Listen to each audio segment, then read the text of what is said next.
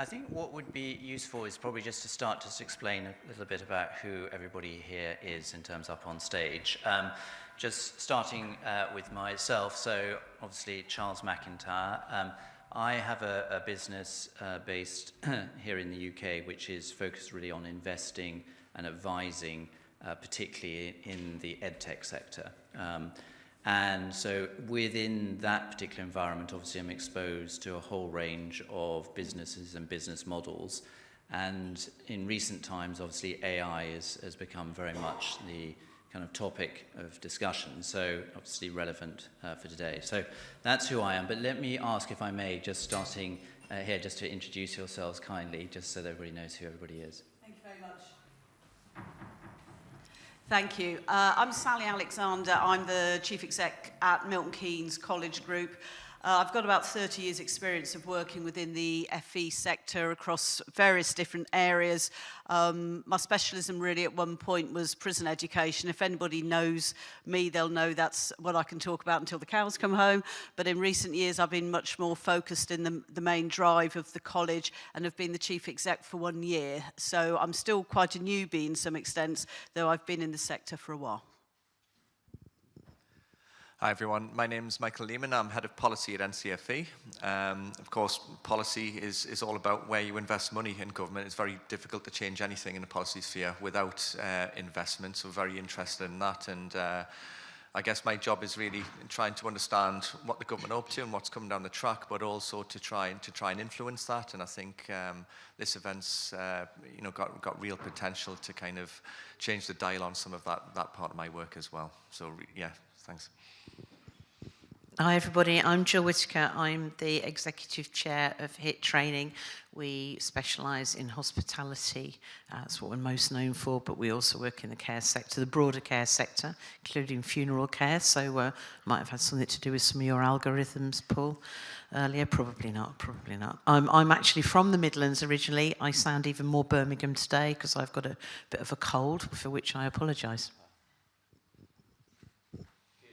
Well, thank you very much. So I'm just going to talk for a few minutes just as a kind of warm-up to kind of set the scene. I noticed from the previous session we obviously get a whole series of questions that come through. Please also don't be shy putting up actually answers to some of the questions as well, because I think that creates some of the interaction and it'd be good to get some responses to some of the questions that are put out there. So look at it as a question and answer kind of process. So just to set the scene, so what I wanted to kind of start off with is just giving a sense of kind of where we are in terms of artificial intelligence. And at the moment, there is a race that's going on to build the largest supercomputer, and that is really to ensure that they have the processing power to be able to manage what drives and produces some of the things we've been talking about in the context of AI. And at the moment, they got to the level of, or close to the level of what they call an exaflop. And I didn't know what an exaflop was, but to give you an idea in terms of processing power, that would mean if we had 1 billion people in this room, and each of those 1 billion people had 1 billion calculators, and everybody pressed equals at the same time, that is the level of processing power that they've got to at the present time. So what's interesting about that is the fact that there are lots of knock-on implications. One is obviously the chase to see whether they can replicate the capability of the human brain. There are also issues about things like energy consumption, because if you take the comparison between that same processing power of that supercomputer and the human brain uses about 20 watts, and that supercomputer uses about 21 megawatts. So there's about a 1,000,000-fold difference in energy consumption between silicon computing and human brain computing. Anyway, so the race is on. Why that's important is that I don't think the idea of trying to stop it or halt it or bring it to some sort of kind of controlled environment is possible. It's one that's a race between nations, between companies, between people, and so consequently it is really about trying to understand what actually it involves and then using that knowledge to help steer it in a direction that is better used for human endeavor and human development. So where are we today? Well, we're at really is probably about the level of a cat. But that is quite a development in terms of kind of processing power, and they estimate, it won't be far off 2060 before actually processing capability is similar to the human brain, and thereafter obviously surpassing it. So lots of ideas and questions will kind of follow from that, and we shall pick up that in due course. But the way we look at AI is not the only way of thinking about processing and computing. There is obviously a big focus on silicon computing at the moment, but behind the scenes we also need to think about what else is in development. And one of the interesting and potentially very scary from an ethical perspective is the fact that they are now spending quite a lot of time developing computing using biological cells, so taking stem cells and developing effectively an artificial brain in a dish. And why do we need to think about these things is that we can be distracted by what we're focusing on today, but around the corner there's obviously a whole series of new developments. So the move from what we might call AI to OI, the organoid intelligence. And why that's relevant? Well, the processing power of a biological brain is faster and more able, in theory, than a manufactured silicon processing capability. And things like, as we just talked about, energy consumption is hugely different. So there is going to be a debate that will be around the corner about where do we go next, and my dollar is that it will be talking about how we integrate the actual biological process. And that's something, obviously, that, again, we can talk about. But this section is really also thinking about investment. And what I just wanted to give some context is a sense of recent history in terms of investment in the edtech sector. And what this graph seeks to show is really how there's been a rise in recent times that peaked in 2021 with a huge amount of growth, both in kind of Western world, but also in China and in India in terms of investment into the edtech market. And that was then propelled to ever greater heights during COVID. And we now, though, are faced what we might call the COVID hangover, which has been the fall from grace that we've seen in edtech. And that kind of channel of money in terms of where does it go obviously has a big impact on kind of what will emerge in future years, because it's that investment that helps develop the businesses and startups and growth of these different companies. What's interesting is that if you look in terms of the very current trends and you look to places like the United States, what you will find is, not unsurprisingly, that the vast majority of new investment is focused on AI. So AI is what is sucking up the investment dollars, particularly in the US. But why is it kind of slow in terms of kind of responding to these kind of situations, particularly in the education market? And, I think it's important to understand that education technology operates obviously in the wider education and training market. And in that context, technology and investment is difficult within particularly regulated environments. So in terms of the number of decision makers, gatekeepers, funders, there are many more involved in those decision process, which tends to slow down the investment cycle. And the other thing to remember is that although we all tend to focus on the kind of near term, 10 years going back in history is actually a pretty short investment cycle when you look at the changes of technology over extended periods of time. And again, it's something I think we would like to talk about, and hopefully you can ask some questions in and around that. So just to kind of set the overall context of what we have just been talking about, I've used the Gartner curve, which I'm sure people have come across before in terms of the hype cycle, just to give a sense of where I think we are. the fall from grace of EdTech in terms of what you saw in that investment cycle is one which I think is temporary. I think it fits very much the cycle of one that is heading for the aptly named trough of disillusionment, and then hopefully will return back on a rising gradient. And then what is very much in vogue is obviously AI, both in the workplace and education. So again, as we debate this, is just getting a sense of whether people think that AI investment and development is here for the long term, or it is something that we just see in the short term. So that, I think, is hopefully just sets the scene for today and for this session. And I'm just going to perhaps ask for any comments or suggestions or anything just to get the ball rolling from our panel. Yeah. Thank you.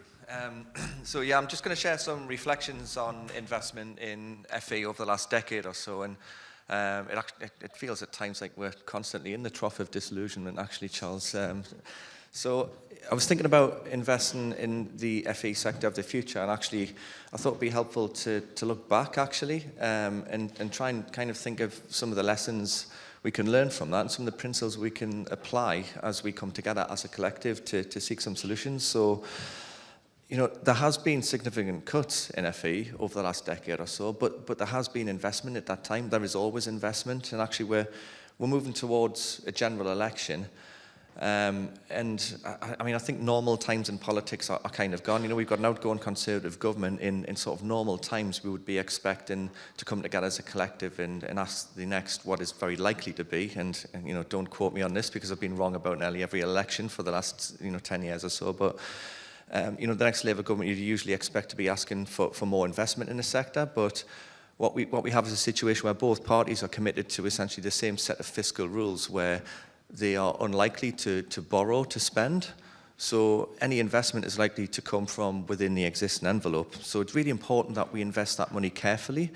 And, you know, I think some of the things that I look at over the last kind of few years that we can learn from is, you know, the first one being long term. We need to look at things in the long term, and it was really heartening to hear Keir Starmer talk about the need for a kind of decade-long plan for education. There's lots of organisations out there you know, calling for this. We've seen in, you know, T-levels as an investment since the 2016 Sainsbury report. We're about 7 years on from that now, and we're already talking about potentially scrapping T-levels alongside A-levels for the new advanced British standard. So, you know, has there been a real long-term view on that? I think there's a lot of smoke and mirrors, if I'm honest. You know, what the government are saying is that T-levels are laying the groundwork for the ASB, but they're very, very different programmes. You know, NCFE have been at the forefront of developing T-levels, and, you know, T-levels are really asking 16-year-olds to make a hyper-specialised decision, you know, choose an occupation that you want to do, learn that in detail.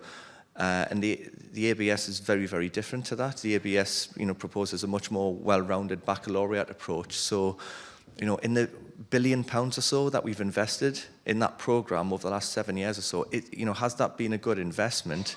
Bear in mind that we're already talking about scrapping T-levels before they're kind of fully embedded, and, you know, all the things along that. So I think that's one of the lessons we should learn, is actually, you know, across the benches in Parliament, and having a much more long-term view of what works.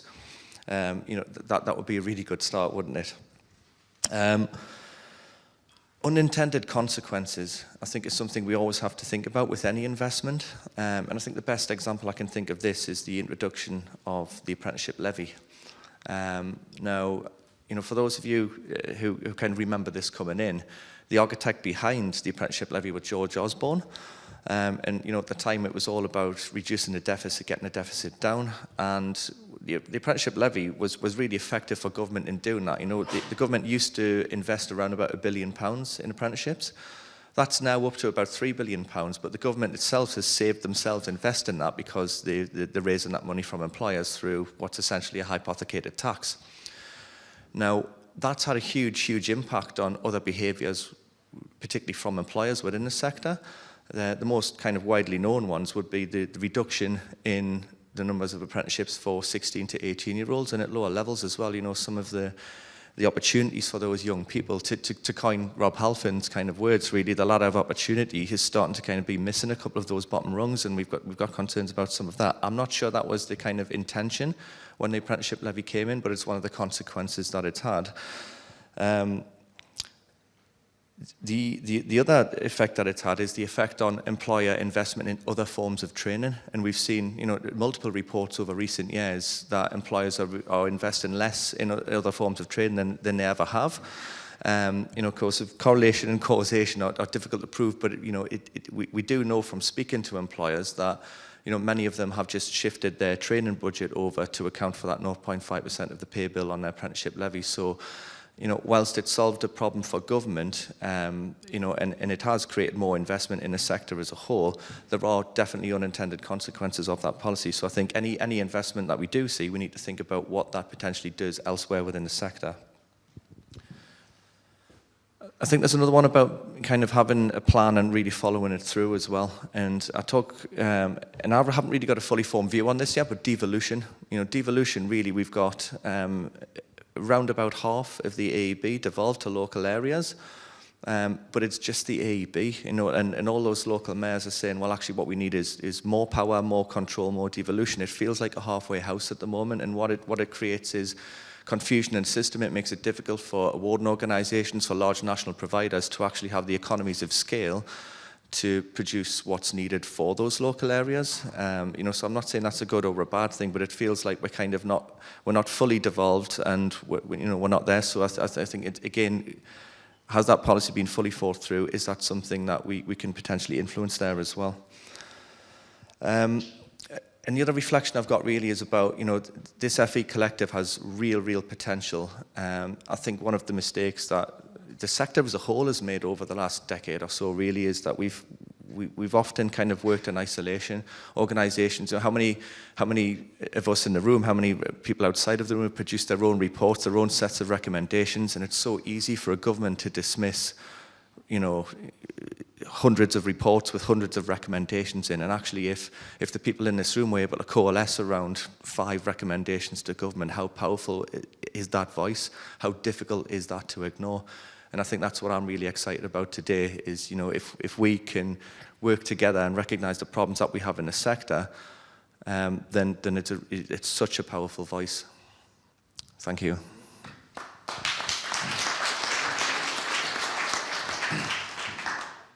Waving it at me. I've been in this sector so long. This sounds like the beginning of a joke. It's not the beginning of a joke. Tragically, it's true. I've been in the sector so long that when, if I was standing up and doing a talk at a conference back then, if anybody was looking down to their lap, they'd nodded off. They weren't looking at their phone. I've been in the sector so long that my laptop, my original laptop, which cost a small fortune, it was over £1,000 back in 1996, had 125 meg of memory on it. It's if your phone only had that on it now, you'd be in all sorts of trouble. So things have changed a little. My laptop used to be so heavy to carry that I had to have a trolley cart for it. So has anything changed in the last 20 odd years? I would say a little. However, I have to express some disappointment at how we're using the technology rather than it using us. All of my staff now, and I've got about 350 staff at the moment, they've all got sorry, I've just disappeared into a hole in the... Sorry, I think I've just broken your stage. Sorry, Gavin. Yeah, all of our staff have got fantastic bits of kit. They haven't got little bricks of phones anymore. They've got phones that are much more powerful than my original laptop ever was. They've got the technology to be able to work absolutely anywhere. They can go out to the learners. By the way, I think that's still very, very important that they're having that human interaction. But I really don't think the tech's delivering for us yet. The sectors that we operate in are what you might think of as low technology sectors, hospitality, care. Those sort of environments don't really lend themselves particularly well to some of the very high tech operations and activities that we've got out there. And, you know, Gray, I love the idea that we can start doing some more assessment with artificial intelligence, but I've yet to see the piece of tech that can convert a flavour profile into text in order for that to be assessed. So really interested to see how that might happen in the future. I think from the efficiency of our organisation and my business particularly, the best application of artificial intelligence and technology is going to be in reducing the amount of drudgery that is involved in day-to-day teaching, learning, and all of that good stuff. I reckon at the moment about 25% of most of my training staff's time is spent on administration of some form or another. And that's not good for humans. It drags them down. I lost a really, really good member of staff in January, which absolutely broke my heart. She'd been with us for over 10 years. She was phenomenal. She had extremely good relationships with all of her learners, a success rate in terms of her apprentices that was off the scale. She spoke truth to power continuously. She was extraordinary. And she said, I can't do this anymore. I've become a really well-paid administrator. That was really tragic. So I think that's where we can get some real benefits. And that will allow our staff to get on with the job in hand, to be more efficient for our businesses, but also deliver a better experience for both learners and employers. In terms of investing in the future of the sector, of course, you know, I'm not foolish enough to think that this isn't about technology, but it's not only about machine-led strategies. David mentioned yesterday and again today, you know, we need to be thinking about the humans here. Human element is absolutely more important than ever. Personal experience, mentoring, face-to-face, and what we like to call the soft skills, which, let's face it, are not at all soft. They are very, very hard to teach, very, very hard to embed, but it's capable of being done. The stuff that machines can't do is where our value system needs to be centred, because that is about humans. So we also, in that, we should be considering different business models, different ways of doing things, alternatives to improve staff involvement. And you know, today's staff want to work in different ways. They're just like our learners. We've got to eat our own lunch here. We spend weeks and months understanding their learners so we can personalise their programme. Do we spend as much time on our own staff personalising their work experience so that we can make sure that they are absolutely, they're getting the learning that they need to be able to deliver it? I'm not sure that we always do. At HIT, we've recently changed our ownership model. So when we first started, we had a bunch of investors, so many of our staff at the time, and this is quite a while ago now, back in 2006. So staff at the time bought their redundancy from their previous employer, and some of our wealthy friends put their hands in their pockets. I remortgaged my house, and what we did is we invested at that time, but that's kind of a one-off model. It didn't give us the opportunity to allow people to participate in the ownership of the organisation. So earlier this year, we sold a majority of the business, the shareholders sold a majority of the business into an employee ownership trust, which gives all of our staff the opportunity to participate as owners in the business. There's all sorts of benefits from that, as I imagine you can see. One of them, from a personal perspective, I look at it and I see the level of engagement of my people now in the business. They've always been proud to work for us, but now they're proud, but they also see themselves as owners. They see themselves as having real proper skin in the game. And I think it's a model that perhaps we should all be considering as one alternative. So, you know, how do we make progress in the sector? I've got 24 seconds to tell you. We shouldn't be the little piggies who built our houses on sand. We've got to make sure that we've got solid foundations. We've seen lots and lots of our colleagues in other businesses go to the wall in the last 12 months. Lots of them, way too many. As I say, I've been in the sector a long time. I've never seen anything like this. And a lot of it was due to overextension, attempting to make too much profit, I would suggest, not having prudent financial models. I put my hands up. I'm a chartered accountant. I'm one of God's children. And I would never let that happen in my business. We've always had a cash balance that has at least been able to see us through the next 3 or 4 months. We've got to concentrate on all of that. But fundamentally, you know, we were having a long conversation last night over the barbecue, which was great. Thanks, Gavin. We've got a very fractured sector at the moment. We've got all sorts of things going on. We've got devolution over here. We've got AEB over there. We've got mayoral authorities. We've got apprenticeships. We've got the money from apprenticeships not necessarily being reinvested into apprenticeships because the government doesn't tie up the amount of money that they're taking with the amount of money that they're budgeting. There's all sorts of weirdness going on. It's not a sector that encourages collaboration actively. So I think the idea of being in this room, having the opportunity to work with all of you guys today, and for us all to come together and come up with some really innovative ideas is marvellous. I want to say a massive thank you for sorting it out for us. Thank you. Thank you very much. So it's a great pleasure to be here, actually. It's interesting to see how 4 different people take the title Funding the Sector of the Future and put their own particular spin on it. And I can obviously only do a very personal one.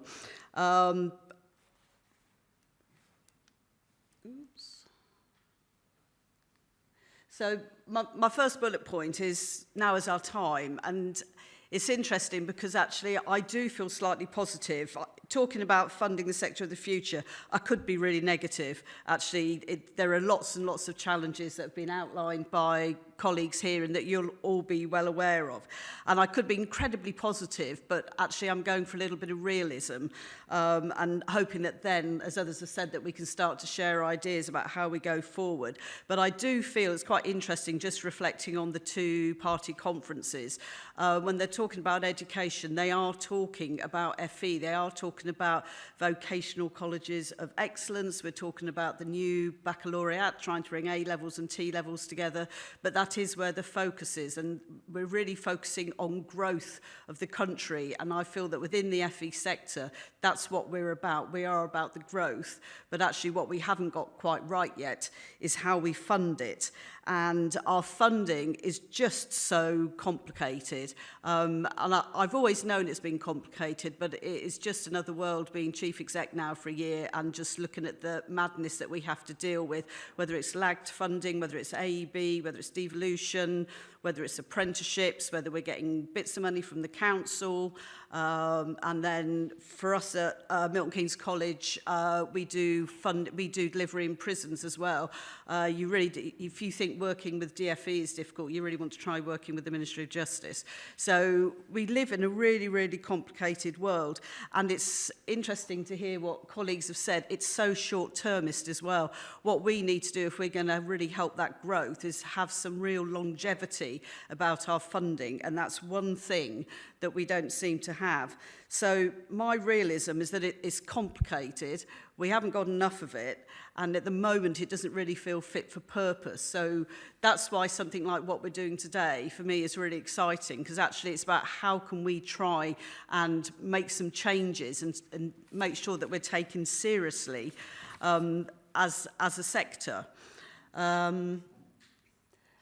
Just want to say something about lagged funding. Lagged funding drives me mad. If people, and I've seen some stats somewhere where it says that 50% of the sector love lagged funding, 50% hate it. I'm in the group of people that hate it. For those who don't know, with lagged funding for our 16 to 18-year-old students, I will know by the end of October what I will get paid for them next year. So it's lagged by a year. So what I'm getting funded for now is what we delivered last year. So this is great in terms of stability. But actually, I'm potentially going to have 600 more young learners. That's about £3 million funding that I'm not getting this year. So how do I deal with that in terms of staffing, resourcing, space? So actually, because we have such a strange funding system, it's not fit for purpose, and it's not helping us grow as a sector. So we're absolutely about growth. I'm not turning anybody away, but it's not motivating us as a you know, I sat at an open evening saying, oh God, I don't even know if I want any more to walk through the door, because what the hell do I do with them? How do I fund them? And that's not how we're going to help this country to grow. Just a really quick slide there. The dark blue is A-levels, the light blue is vocational qualifications over 10 years. It's just showing you that the need and the demand for vocational qualifications is growing, and so for me it helps show, you know, some of us do A-levels. We're actually going to start doing A-levels next year, which is interesting. We've gone on a cycle, but because of BTECs being defunded, that's where we are. But actually we are part of that growth answer, and it's just another stat that shows that we're part of the growth solution, but we need that funding to be fit for purpose. I want to say something about our estates. We really need long-term capital investment. We get bits of capital investment linked to different projects, but it's really difficult in terms of thinking, you know, how can we develop an estate that is fit for purpose? Now, I have the fantastic advantage of having an Institute of Technology in Bletchley, which Richard takes great advantage of, because we can bring technical people from across the city, across the region together. It is a fantastic building, and it motivates and it innovates. And I think there are a lot of thoughts that because we've adapted to online learning during COVID, that actually maybe we don't need the estates that we did have. And I would argue we do need the estates. We just need to modernise them and make them fit for purpose now. So that building is absolutely fantastic, and people want to come there and want to engage there. And it's a bit like coming to a space like this today. It's exciting, it's different, it's interesting. That helps people to learn. That's what I want our sector of the future to look like. But where is that investment? I felt we were immensely lucky to get that IoT. Every college across the country, every training organisation needs those estates to help motivate. Where are the times? I'm just going to go very quickly. If I'm talking somewhere, I have to talk about prisons. They are a part of our sector. These are adults, mostly male, who've not had a good experience in life, and large majority of them shouldn't be in prisons, but actually a lot of them are the workforce of the future. There are about only 20 of them who will never be released. Most of them are coming out, could be living next to you, and actually we have been able to prove that they can be incredibly productive out in the workforce if we do it properly, if we work with partners, and if it's funded properly. The funding mechanism at the moment is not right, but I won't bore you with that now. Very happy to bore you, anybody over lunch, about that one.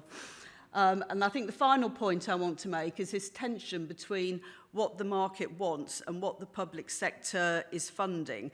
If I use the example of the local skills improvement plans, which if you're part of a college, you'll be involved with, we've got funding now that's come down to the sector that's being pulled together, provided by the government on the basis of work that's done by local employer representative bodies, going out to stakeholders, but very, very much in the majority employers, to see what those employers want.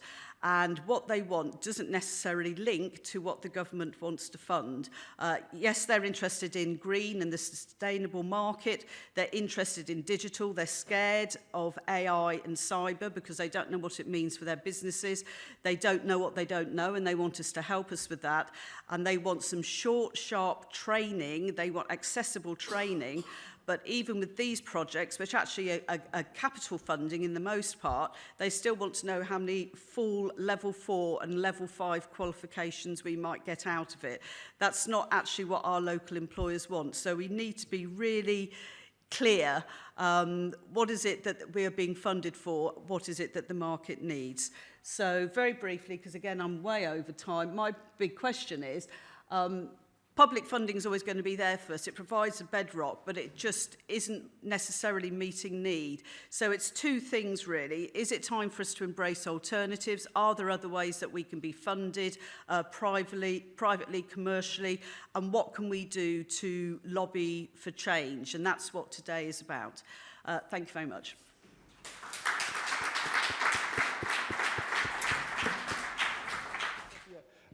Charles, I was going to hand it back to you, but we can go to Slido if you want to. There's some questions coming. Slido on, so people can... Yeah, there's one question that I love with the panel that we've got that has been the whole reason why I asked for you, all of you to be here, is for this question that's come up actually, is Charles, you see investments and you make decisions on what to invest in. Do you know what I mean? So with running one of the, as an investment banker, one of the largest edtech funds in the world. Sally, you deal with Ministry of Justice, different funding models. Michael, you run not only like policy side on an awarded organisation, but there's think tanks in there, there's everything in there. Jill, one of the largest and most respected training providers in the country.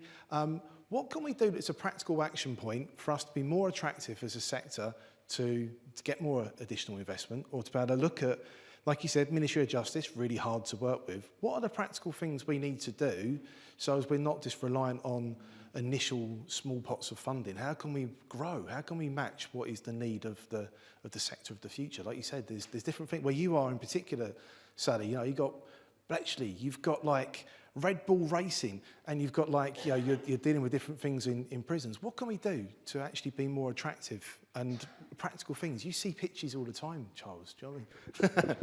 No, good. I'm only standing up here because it helps me read, I'm afraid. So you may all want to move forward.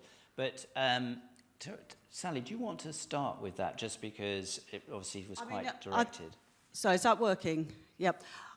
I think a lot of it is about raising our profile and an understanding of what we do as a sector, and that in one sense sounds like we've said that so many times before, but I think it is really important. And when we got the employer feedback from for our learning skills improvement plan, a lot of the employers were saying, we don't understand what you do, or we think you're the people, I mean, you all know this, you deal with the kids that can't do A-levels, so what have you got to offer my organisation? And I think there's a lot that we can do to raise our profile.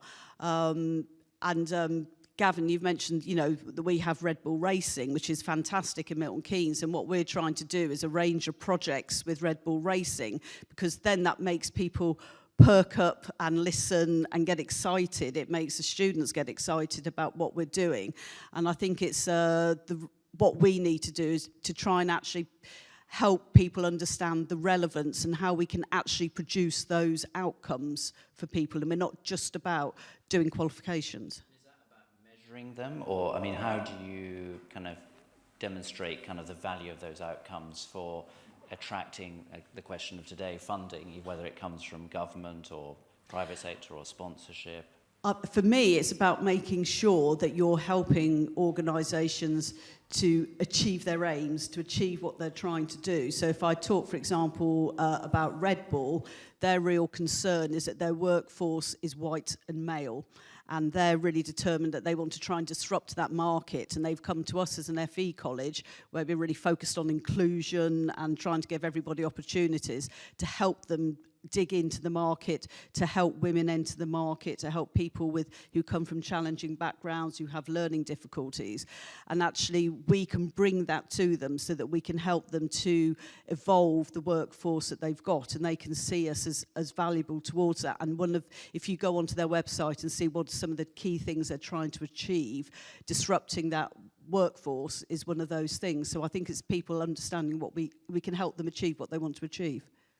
And just moving it on, because obviously a lot of this is about kind of access to funding and policy, etc.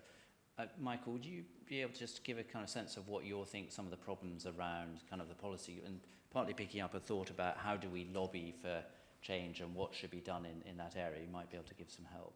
Yeah, so I've got two thoughts on this, and one's got very little to do with FE in a way, and that's, we always look at things in siloed ways. We think actually if we just change this about FE, then it'll solve all the world's problems, and actually a lot of what FE does is fix the problems in the school system. You know, the school system lets far too many people down. We teach people the wrong things a lot of the time. You know, look at the you know, children who are in primary school now will be doing jobs that don't exist yet. Are we teaching them the skills they need to do those jobs? Are we teaching them skills at all, actually, in a really knowledge-rich curriculum? I worry about that. So I think we need, you know, more skills at the centre of the curriculum throughout the schooling system. And we need a system that works for both academic and technical learners, and I don't think we have that at the moment. So I think, you know, looking at the kind of whole phase of education as a journey is really important, and thinking about the economy they're going into. To get that focus that you're talking about? I mean, are there practical things that collectively people can do, or to try to help make the change, get the focus in the right areas? Yeah, well, I mean, I think partially, you know, we do generally try to, you know, we stick to our own track, don't we? We understand FE, we know FE better than we know the rest of the system, but actually engaging across the school system, I'm sure there's people within the schooling system that feel the same way. Actually, are we teaching the right curriculum, the right skills for people as they go through? So I think, you know, wider engagement outside of the sector and looking at that kind of whole phase would be really interesting. The second bit is, and this is really tough, but we do have to demand to be equals. You know, the funding for FE is almost laughable. You know, it's around about £6,000 per head in schools. Between 16 to 18, it's around about 4,000, and then as everyone knows, it goes up to sort of 9,000-10,000 at university. So why do we fund that phase at a much lower level? Because that has dramatic consequences. You know, English and maths, we put learners resitting GCSE English and Maths with teachers who are, well, with the sector that finds it difficult to attract the best teachers because they can be paid more in schools. You know, subjects like, you know, engineering and computer programming, really difficult to recruit into those professions, but that's a problem we have to solve. We have to find a way to attract professionals into teaching and away from industry, and that probably does mean a wage premium for those subjects. But you know, that is in itself an investment in the future. You know, if we do that, we're going to have more technically proficient professionals in those sectors, which are going to increase productivity. And at the moment, it just feels like that you know, that isn't really a live conversation. Jill, can we bring you into the conversation as well? So, and just, I mean, what I'm keen to look at is just some practical steps, because I think, you know, part of the aim, and as I understand it later today, is to try and kind of translate the kind of thinking today into something that's actually kind of useful as a tool for going forward. Do you think there are a number of key things that we should focus on and practical to kind of actually make, I guess, the process of access to funding easier, better understood, that government has a better view of kind of what the outcomes and where they should channel their money? How long have you got? I'm going to give you 1 minute. I'll give you a little example. Last week we had a showcase where it's a culmination of our annual chef competition, but also our annual brewer competition. So there's nobody in this room who wouldn't have loved to have been there. It's fantastic. There's loads of great snap. There's fantastic beer. And very, very engaged learners who, and their families, not just their parents, some of them their husbands and wives, partners, whatever. I invited my contract manager and their boss from the Department for Education along, and at the beginning it was very much oh, thank you for inviting us. By the end they were waxing lyrical about the difference that we make to people's lives, about the level of expertise, of competence, extraordinary. They couldn't get over it. And I slightly cheekily said, I'm really glad you came, because now we're not a face on a screen or a list of statistics. So, you know, somebody mentioned earlier, or was it yesterday, what gets measured gets done. It really does. What gets measured gets managed. We've got to move away from some of these stats are so out of date. Some of the measurement techniques that the government use to see whether we're good at what we do are so out of date, are so wrong. Pass or fail, you know, that binary, absolutely wrong. So there's something that needs to be done there. I think as organisations we need to be smarter about our own risk management, balancing our own risk. If you put all your eggs into one basket, here's the news. And we've seen an awful lot of businesses that in our sector and go bust in the last year. A lot of them because they only had AEB contracts, and when they went for renewal, it didn't happen. So we have to learn to diversify our own risk. I think the other thing that is really, really critical is that we have to explain and be clearer about the return on investment that people will get, that organisations will get out of investing in the skills of their individual members of staff themselves.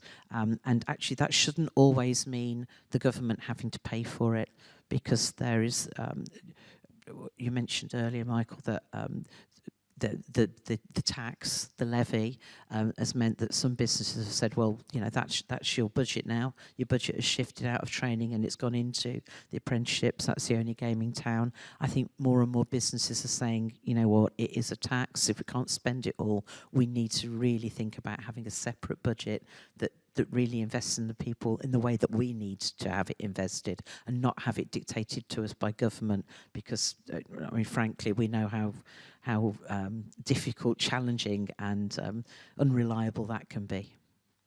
Good, thank you. Well, I'm just picking up some of the questions that we're getting through on Slido, and one theme that I noticed was really about the balance between kind of traditional education and curriculum, and in terms of kind of, is that something that is effectively dying and should be moved on to kind of new skills and focusing on kind of the skills of tomorrow?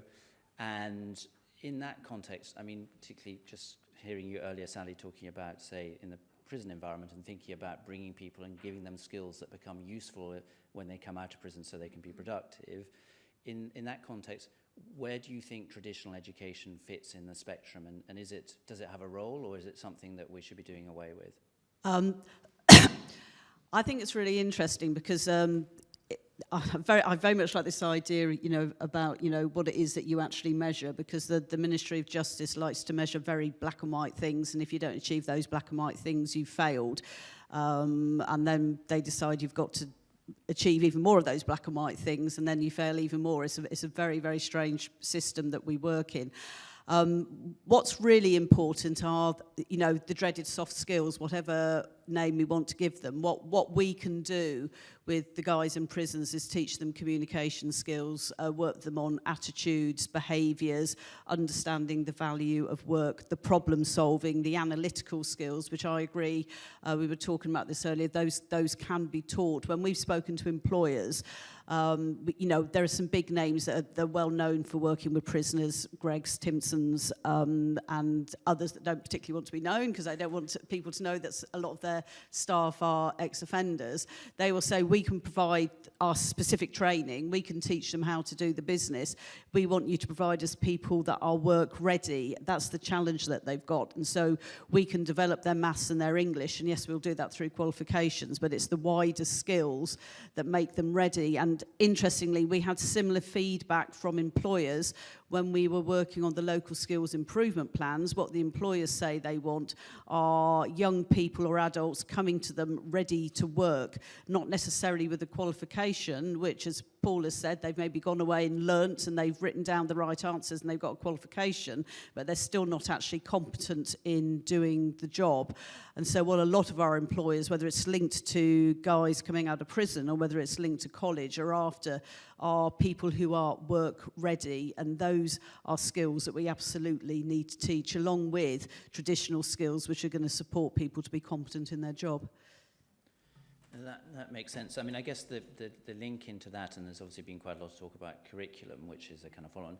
Michael, would you mind just talking a little bit about what you think in terms of curriculum change and in terms of also the qualifications that are out there and whether they're fit for purpose in that context? And also, obviously, there's an election coming up and there's a lot of talk around all of this. What your view on where that all should go? Yeah, absolutely. So, I mean, a lot of this is kind of built upon in our Transforming Skills report, just to plug that report as well. Some copies available in next door. So to pick up on a point I made earlier, I mean, a useful first step, I think, would be to really look at progress rate in the EBAC in schools, because, I mean, we talked about the traditional curriculum, as you put it, and there's absolutely a place for that. That works for a lot of people. I'm a product of that myself. A-levels, university, it works for a lot of people, but the system is kind of weighted too heavily towards that. What EBAC and Progress 8 have done is left less room on the curriculum for creative subjects and also for technical subjects. So for a lot of young people who want to pursue a technical career, the first time they would have had a chance to experience that type of learning is when they go to college at 16, and that feels like a risk because they've never done engineering before, they've never done some of these things. So, I think that would be a useful first step. And again, building on what Sally was saying as well, the kind of essential skills, the soft skills, the human skills, the uniquely human skills are absolutely the things that will ultimately deliver self-efficacy to those learners. They'll give them the ability to learn, to adapt, to solve their own problems, to think critically, and that is the thing that's going to serve them throughout their careers. And ultimately, that's what employers want. That's what, that's going to be the stuff that shifts the dial on productivity. And that's helpful. Thank you. And Jill, when you talked earlier, you mentioned about kind of the AI and taking out the drudgery out of some aspects of kind of work and using essentially AI to empower and improve kind of the human part of what we do. When you think about investment in that context, where do you see kind of that ability to have? I mean, what can you actually practically do to invest, or what would you encourage people to invest in AI to help deal with some of these drudgery aspects to kind of people's working lives? In terms of the working lives of our own staff in the organisation, then we're doing a big piece of work at the moment to try and find some technology out there that can integrate with our management information systems and our learner management systems in order to as I say, remove the drudgery, remove the report, a lot of the report writing, the I mean, I don't want to get too technical. I mean, you guys all know this, but if I've got somebody in the care industry, they've done a verbal, a piece of verbal feedback, a professional discussion. My member of staff has got to go through that. They've got to tag it in the points where any elements of assessment are necessary, so that our quality assurance team can go through and make sure that they've covered all the relevant points. It's really time consuming and painful, frankly. And the sort of people that I employ, we don't take people from, and no disrespect to anybody who's gone through a purely academic route, but because our learners are practical learners, they're in hospitality, they're in care, they're in those sectors. Our staff come from the sector. So they're going to have a lot of the influences and challenges that our learners have as well. They're not the sort of people who want to necessarily sit down in a darkened room with a notepad or a computer and a set of headphones going through and tagging and all that sort of good stuff. It has to be done at the moment, and it has to be done a lot of manual intervention. So where we're putting our investment is in getting rid of that, getting rid as much of that as we possibly can, so that can be done, that AI can pick up much of it so that we can reduce our amount of admin down to maybe 10%. I also think that we have a duty as citizens using, and I'm not going to call it government funding because it's citizens funding. This is our money. This is our taxes that are being put towards what we need to do, what we're supposed to be doing to teach these people practical skills to improve our economy. We need to use that money really carefully. So being able to do that, to reduce the administrative burden, to take out the drudgery, to allow people to focus on what really gets the benefits and really gets the value has got to be a very virtuous circle. Thank you. And there's, I mean, moving that on, linked to one of the questions that's come up is really around kind of modular and flexible learning. And as I think about lifelong learning and the way that people are increasingly wanting to learn now and being able to take breaks from learning and coming back. And what it seemed to be describing is a structure where we're kind of fighting against kind of very stiff kind of structures that have been set up in the past, and we're trying to create a flexible future. And obviously funding's part of that. There's also the kind of training and teaching as well within that. And I'm just curious as to think, are there anything kind of ideas on a practical level, how do we move to a more kind of modular and flexible environment? So, Sally, you're kind of at the coalface on some of this. What do you think? I mean, I was interested to hear through the conferences that, there is some talk coming now about having that more enthusiasm and investment in lifelong learning. I think it is really, really important. But it's about how I think we as a sector can make it easier for adults. We've been discussing the idea of kind of having a membership model so that, you kind of look at alumni of the college and about actually how we keep them engaged with what's going on, that we actually make it easy for them to access, that we actually share with them what might be useful for them and their organisations. Then they'll get discounts if they're alumni and they come back to us, or if their organisations then work with us. So trying to find maybe a different way in terms of engaging with people out there. So that's just one idea that we're playing about with at the moment. And Michael, what in terms of kind of trying to give a view of the market perhaps as a whole, and is this something just a pipe dream, or do you think we can kind of get to a more flexible world? I think we absolutely can get to a more flexible world, and I think it's about trust. There's a fundamental lack of trust in all of us from government at the moment, and I feel like to flip that, the system's got very rigid in recent years. Take T-level design. T-levels as a principle, there will be an endpoint assessment to this. And, we're not the only award organisation in the room today. Nobody in an award organisation would say, okay, well, the way you do an exam is you decide how you assess it, then you do the content. It always comes the other way around. So as a principle in itself, that seems flawed. Apprenticeships now by law must be a minimum duration 12 months. Why?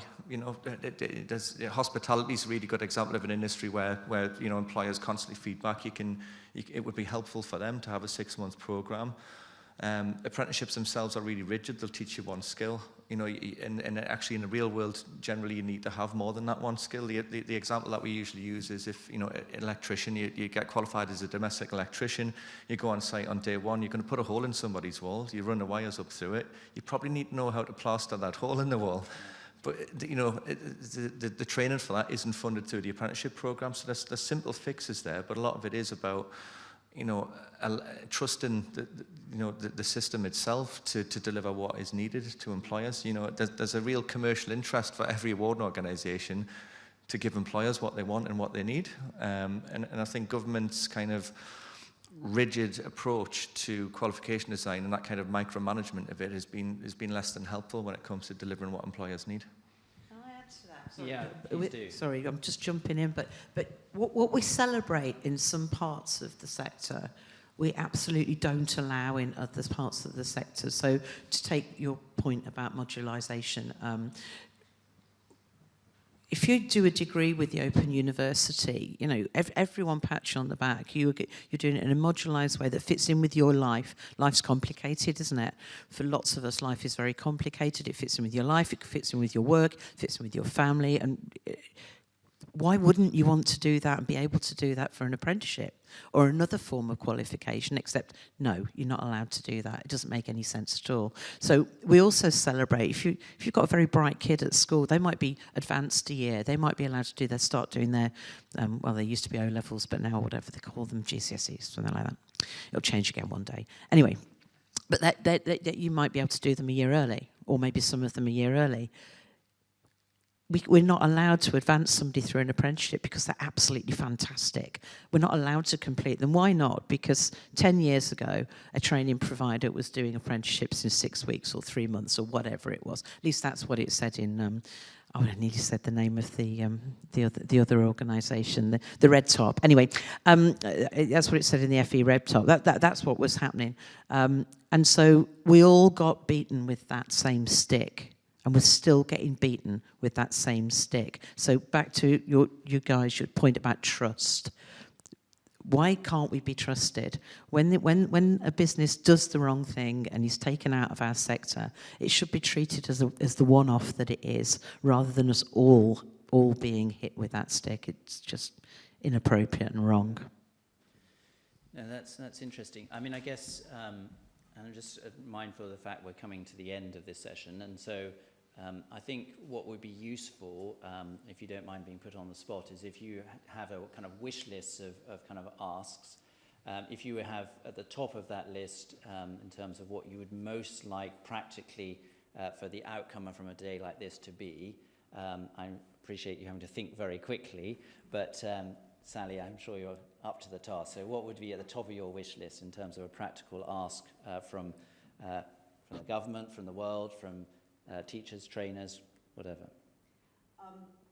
I think one of the biggest challenges that we've got in the sector at the moment is actually having enough funding. One of the biggest challenges is staffing. We haven't got parity in funding for our staffing compared to schools and other sectors, and we can't do anything if we haven't got the staff to deliver. We all lose staff to the school down the road, to somebody else down the road, and the government started to address that this year and next year, but they need to continue to do that, or we will not have any staff to deliver all these fantastic programmes. Very good ask. Hopefully Christmas will come early. Yeah. I'm actually going to agree with you, because I mean we can do everything else, you know, that we want to do, but if we don't have the right teacher in front of the learners, then you know it's ultimately going to fail. That's the single most important aspect of teaching somebody. So yeah, I think what's fascinating, first of all, and I'll come on to you in a second, Joe, is that you know the ask that is not about technology. It's about having the right people in the right place and being paid the right amount to make sure that we're there and they want to be able to do it. Jill. I'd add to that. I'd agree with that completely. Yeah. Also, I would add that it's essential that we measure what it is. First of all, be clear about what it is we're seeking to achieve, and then measure it in appropriate ways, rather than the binary pass or fail, because that's absolutely wrong. And, you know, back to Paul's point earlier about Victorian methodologies of teaching, we don't line people up in classrooms anymore and get them to repeat times tables. Well, I think some schools probably do. But, you know, moving on from all of that and measuring things in ways that are appropriate to define, to make sure that the outcomes are defined properly. Thank you. Well, we've come to the end of the session. My big takeaway is that, which is a nice feeling, which is that the investment for the future should be investment in people, which is highly appropriate. So thank you, and I think there's a break now, isn't there, Gavin? Yeah. I'm going to put you on the spot a little bit, but you heard it all here, and you, as an in your day hat as an investment banker, how can we be a more compelling investment long term? What do we need to be thinking of practically as a sector to be able to make sure we're long term invested? Change of government, external funding, commercial funding. What are some practical things we need to be thinking of to be a really, really good long term, no brainer investment? So I think the starting point is that there needs to be a clarity of vision. So I think, you know, what's useful about a day like this is trying to kind of bring together kind of different strands, but that needs to be then tied into kind of what is a common vision of where the end game is for that. Because the reason being is once you have a collective view of what that end vision, you can then draw people in to give a direction. And what that does is it gives a lot more certainty to the kind of wider investment community as to kind of what the aim is, and therefore what the measurement should be, where the focus of kind of some of that investment should go at a practical level at the grassroots. So I think, you know, trying to again think about how practically today can be valuable is using today to kind of come to a view of what that vision of the future should be. And we've got the tools, we've got technology, we've got that in abundance. But what really lies underneath that abundance of technology is really having the people who've got the will, the ambition, the funding to be able to make that happen. So I think it's bringing those people together with that common view, and that gives a view which takes us into the next decade, and then you can coalesce kind of funding and government around that. That'd be my top of my wish list. That's great. Thank you. Thank you, everyone. What a really cool session. Everyone, please grab a coffee, keep chatting to people. Yesterday was fantastic. I loved those who were at the barbecue. It was brilliant of just the networking of different people. Please continue that. Please, if you can, chat to any exhibitors and stuff. They're all really cool people. There's really cool merch as well, from there being like teddies to flasks. Check it out. See you in a bit.